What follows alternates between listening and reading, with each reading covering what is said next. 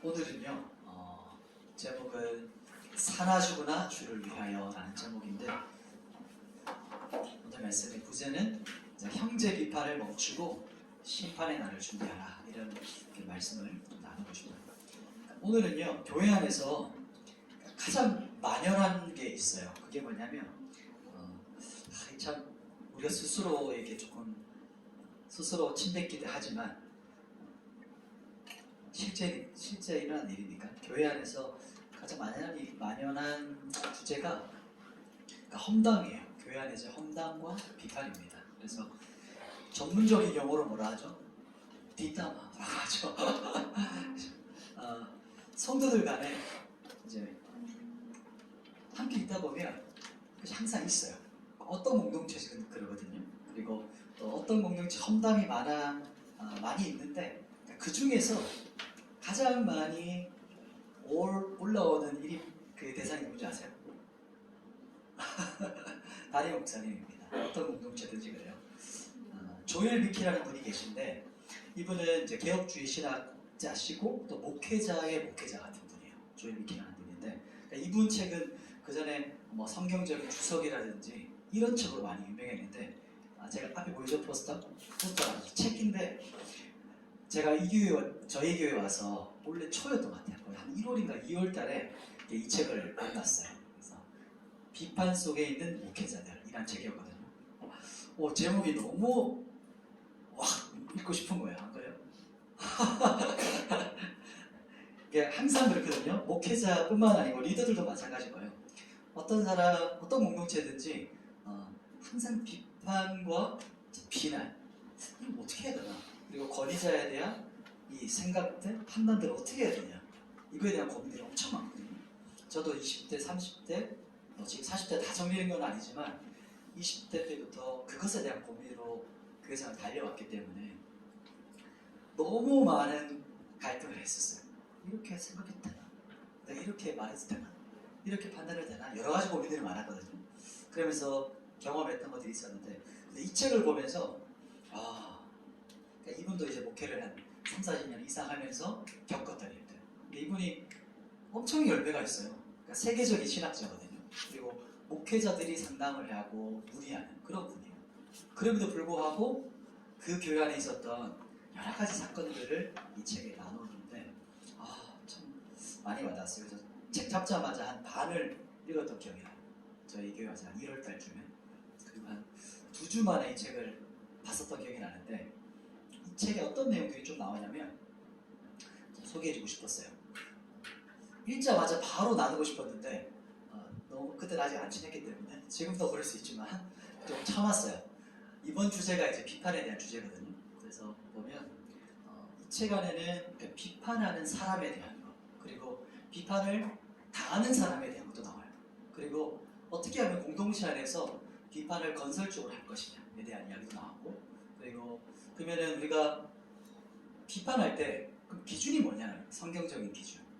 그래서 참 양날에 이게 종이 한 장 차이거든요. 비난이냐 비판이냐.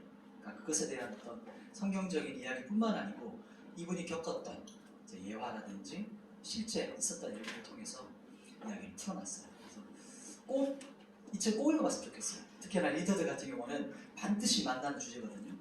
누군가를 비판하는 문제, 또 비판을 당하는 문제. 그래서 그럼 내가 어떻게 대처할 거냐, 어떻게 내가 생각하는 것을 우리 다른 리더에게 또 다른 사람에게 말할 것이냐에 대한 주제라서, 이거는 꼭 교회 안에서뿐만 아니고 그리스도인들을 살아가는 모든 공동체 안에서 쓸 수 있는 원리들이 있어요. 그래서 이 책을 읽도록 추천합니다. 이제 바로 본론으로 들어가서 오늘 주제가 이거예요. 비판에 대한 거예요. 그래서 첫 번째 본문은 이제 1절 시작하죠. 1절 말씀 같이 한번 성경 말씀 읽어보겠습니다. 우리 14장 1절 같이 읽습니다. 시작. 믿음이 연약한 자를 너희가 만들 비판하지 말라. 아멘. 첫 번째는 다른 사람 비판은 멈추고 죽기 맡기라 라는 제목으로 좀 나눈 거예요. 믿음이 연약한 자를 너희가 받으라, 이렇게 말하잖아요. 1절에. 그러면 그 의견을 비판하지 말라고 말합니다. 이게 참 좋은 말이죠. 이게 이게 너무 좋은 말이네. 좋은 말과 실제는 다르거든요. 우리 사람은 항상 좋은 말만 할 수는 없어요. 정확한 어떤 언어들이 필요하거든요. 그러면 이 말을 우리가 어떻게 해석하고 받아들여야 하냐가 중요해요. 여기서 보면 믿음이 약하다는 것은요, 여기서 약하다고 번역을 했는데 이것은 우리가 조금 더 해석을 한다면 하나님에 대한 지식과 신뢰가 부족한 거예요.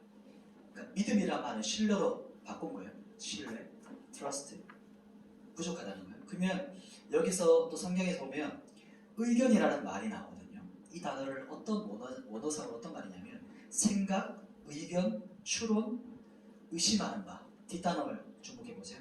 회의라는 말이에요. 그래서 개혁 개정 전에 개혁 한글에서는 회의와 의심 이렇게 번역을 했어요.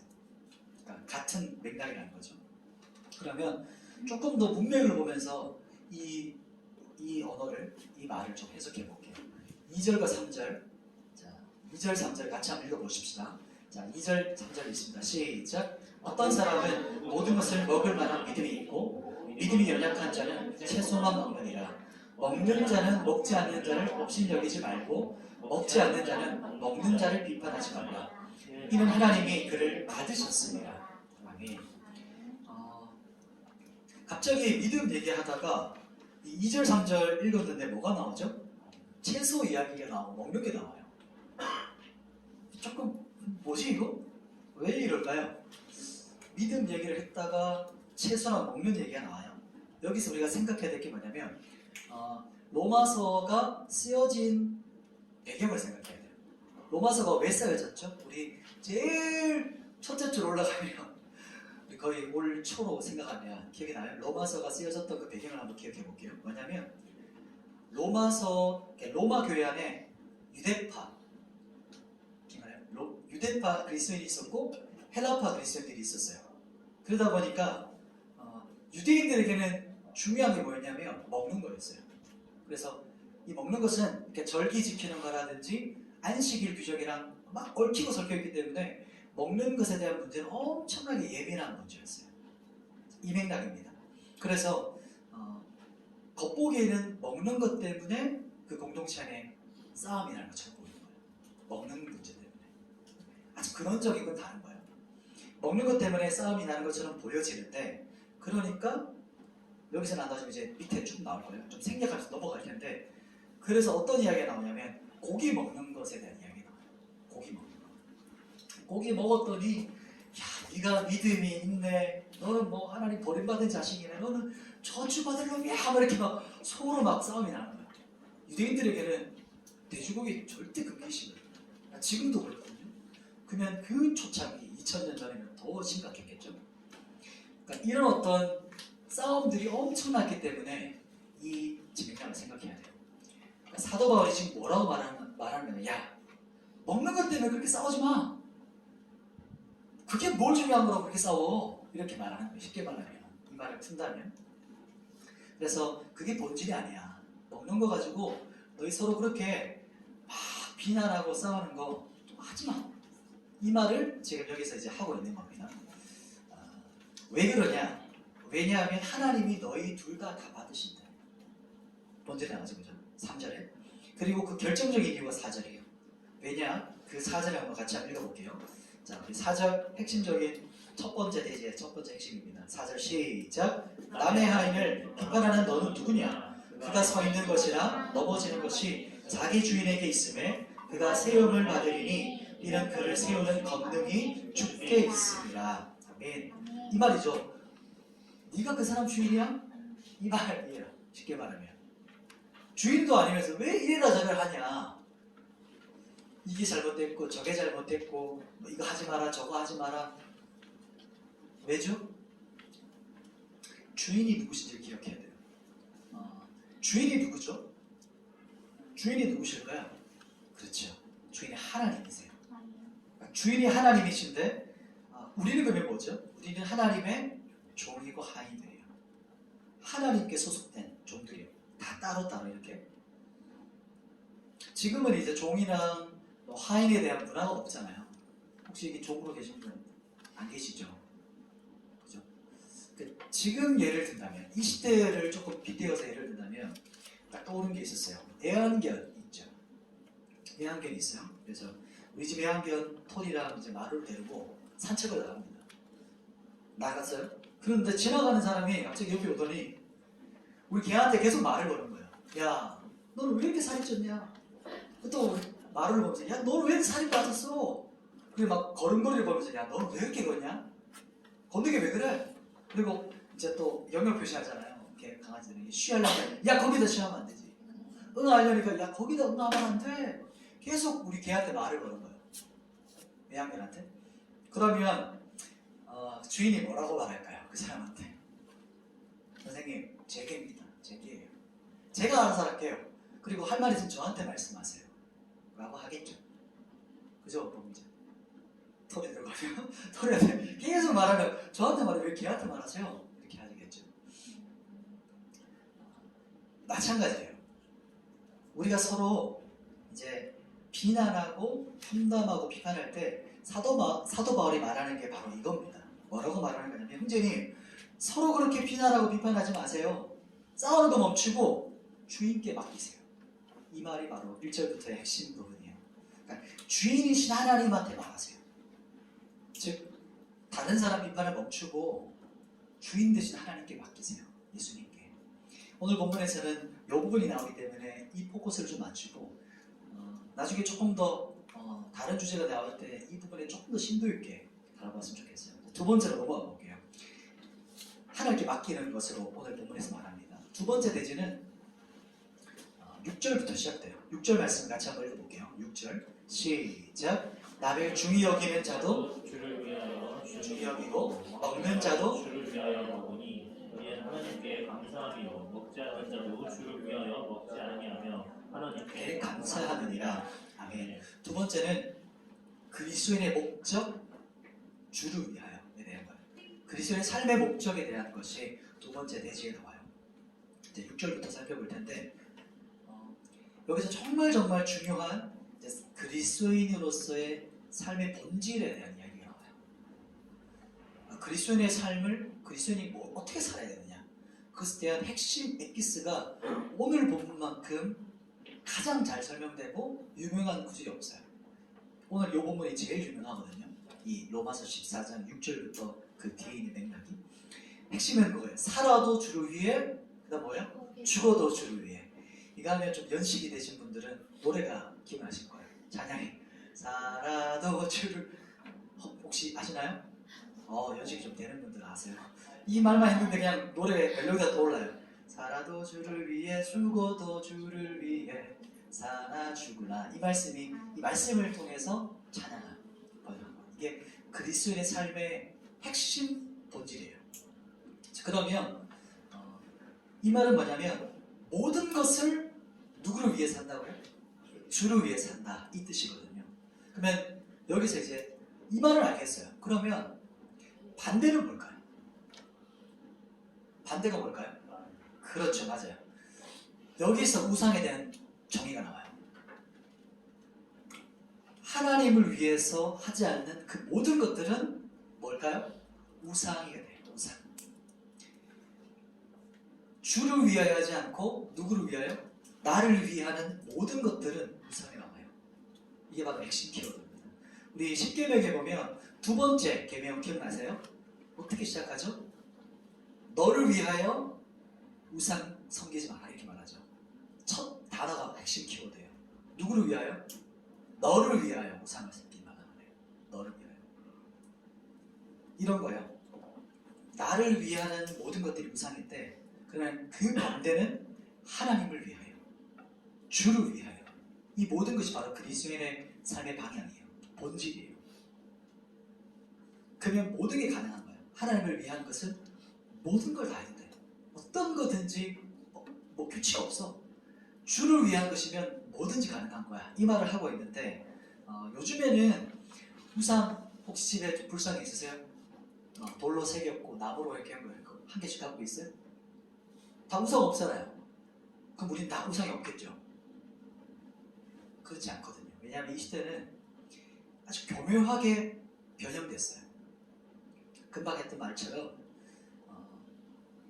하나님을 위하지 않고 나를 위하는 부분으로 그 모든 것들이 우상이 변형돼서 나타나요. 아주 교묘한 거죠. 실제 목상은 없어요. 돌상도 집에 없어요. 내가 뭐 부적도 안 들고 다녀요.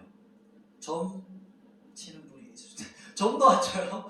뭐 타로점 이런 거 안 해요. 그러나 우리의 삶에 우상 숭배하며 살아갈 수가 있어요. 그게 어떤 거냐면 심지어 그 우상에 누구까지 포함되냐면 하나님도 포함돼요. 이 말 들어봤어요? 하나님도 우상이 돼요. 왜 하나님이 우상이 될까요?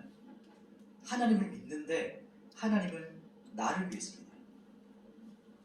이 말이 뭐냐면 하나님이 나를 위한 도구예요. 내가 믿는데 내가 좀 잘 되기 위해서 하나님을 도구로 사용하는 거예요. 심지어 하나님까지도 우상으로 되는 게 바로 이 나를 위하여라는 단어예요. 그래서 우상? 그러면 딱 판단할 때 우리가 살아가면서 분별할 때 나를 위한 건가? 주를 위한 건가? 이렇게 딱 분별하면 돼요. 그래서 이게 주를 위한 것이다? 그러면 뭐든지 괜찮아요.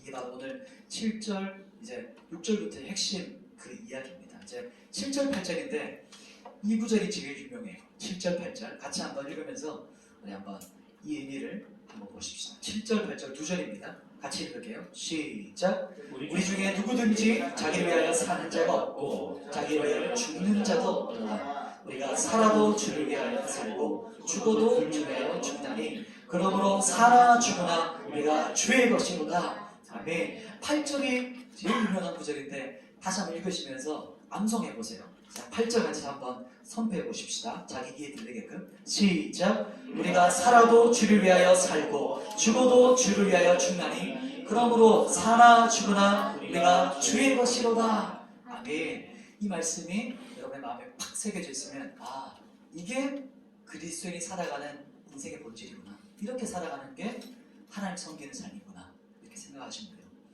보면 이 7절과 8절 이런 뜻이에요. 자기를 위해 사는 사람이 아무도 없다. 이렇게 사도 바울이 말해요. 죽는 자도 없어요. 심지어 사는 것뿐만 아니고 죽는 것조차도 자기를 위해 죽는 자가 없다. 무슨 말이죠 이게? 살고 죽는 것, 삶의 이 모든 것을 말하는 거예요. 모든 것이 누구를 위한 것이죠? 주를 위한 것이라는 거예요.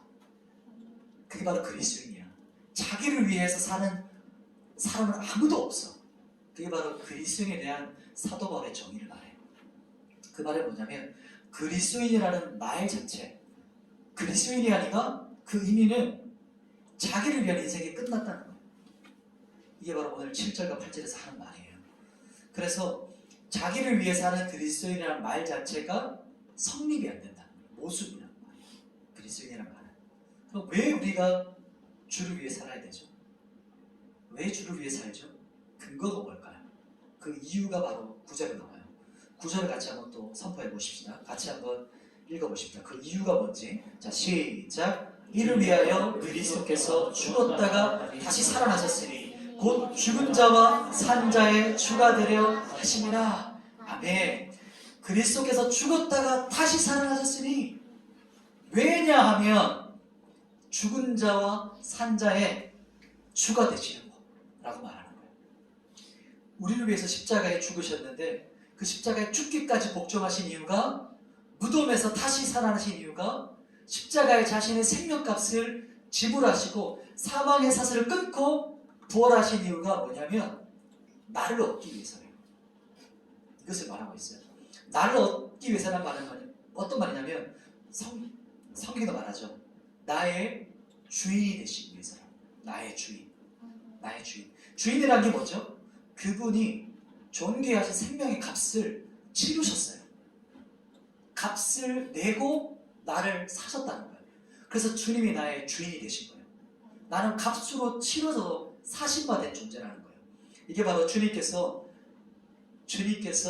십자가에서 죽으신 이유고 그리고 우리를 향해서 하시는 말씀이에요.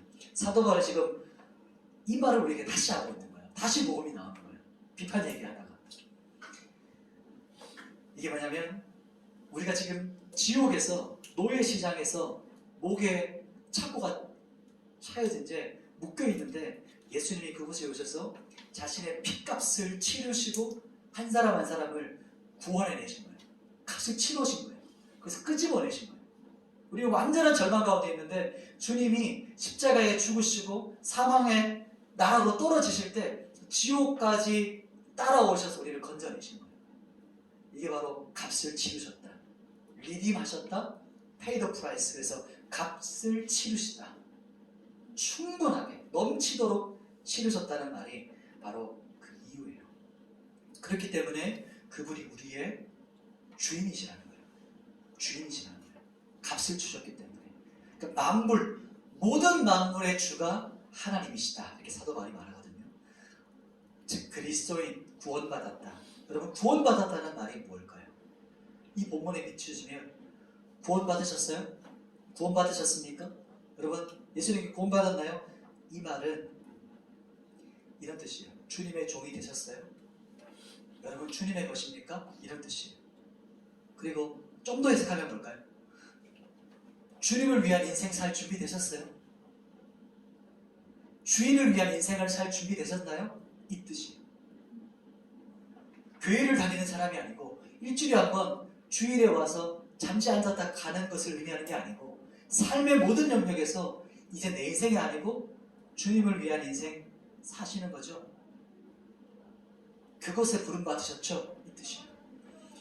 그래서 주인을 위한 인생으로 살도록 우리가 부름받은 것이 바로 이 값을 치른 주를 위한 인생이에요. 그런데 마지막에 다시 이제 마지막 세 번째 볼 텐데 마지막 다시 보면 첫 번째 형제 비판에 대한 이야기가 이 주제가 다시 등장해요. 그러니까 의미를 살펴보고 왜 이 맥락에서 또 말하는가 이제 마지막으로 한번 살펴볼게요. 우리 10절인데요. 다시 또 나오거든요. 그 주제가 10절 말씀을 같이 한번 읽어보십시다. 10절 시작. 내가 어찌하여 내 형제를 비판하느냐 어찌하여 내 형제를 업신여기느냐. 우리가 다 하나님의 십자대 앞에 서리라.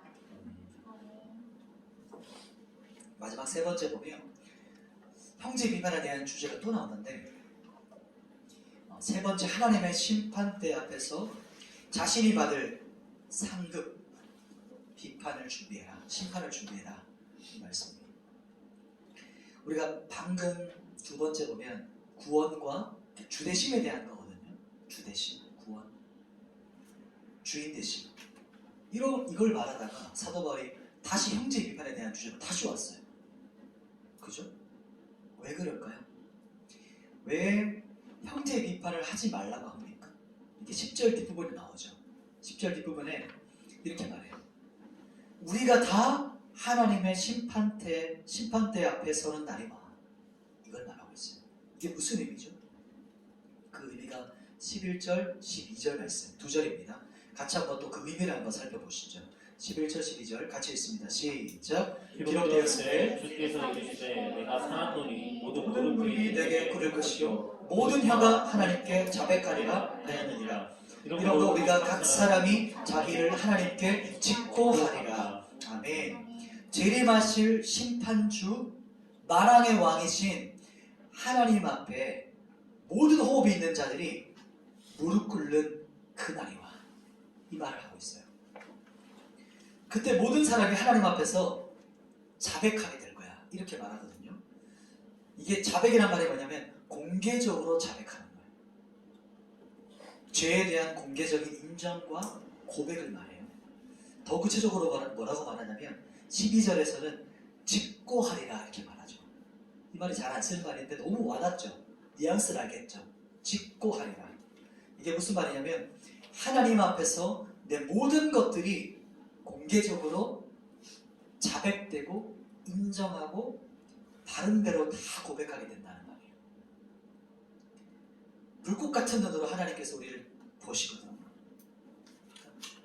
하나님의 그 불꽃 같은 눈으로 우리의 그 심장을 깨뜨려 보세요. 그날 심판대 앞에 설 때. 그때 우리는 하나님 앞에 헐벗은 사람처럼 투명 인간처럼 우리 인생에 낱낱이 쫙 펼쳐질 거예요. 그게 이제 심판대 앞에 서는 날에 그날에 있을 일이에요.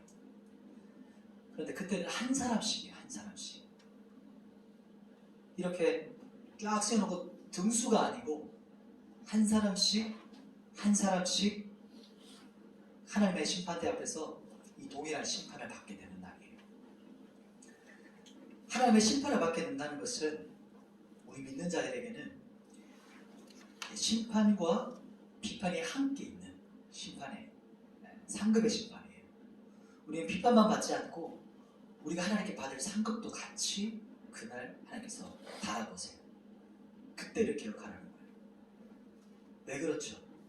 사도 바울이 지금 로마 교회, 그때도 그랬어요. 로마 교회 공동체 안에서 그렇게 만연한 형제 비난과 이 비판에 대한 주제를 말씀하다가 갑자기 사도 바울이 뭐라고 하냐면 재림의 때를 얘기하고 있어요.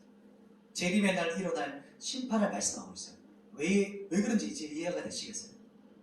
형제 비판하다가 재림의 날, 주님의 심판대 앞에 서는 날은 안 해요. 너희가 지금 서로 그렇게 비난하고 비판하고 할 때가 아니야. 거기서 지금 너희 인생에 에너지와 지금 감정과 이것들을 소비할 시간이 없어. 이렇게 사도 바울이 말하는 거예요. 지금 주님 앞에 서는 날 준비해야지. 주님 앞에 서는 날 너희 준비해야지. 그리고 너희가 서로 함께, 우리 공동체가 함께 연합해서 주님 앞에 서는 날 우리가 서로가 서로에게 상급과 칭찬과 그 기쁨의 면류관, 하나님의 칭찬의 면류관 받는 준비를 서로가 도와야 되지 않겠어? 이 말을 사도 바울이 하고 있는 거예요.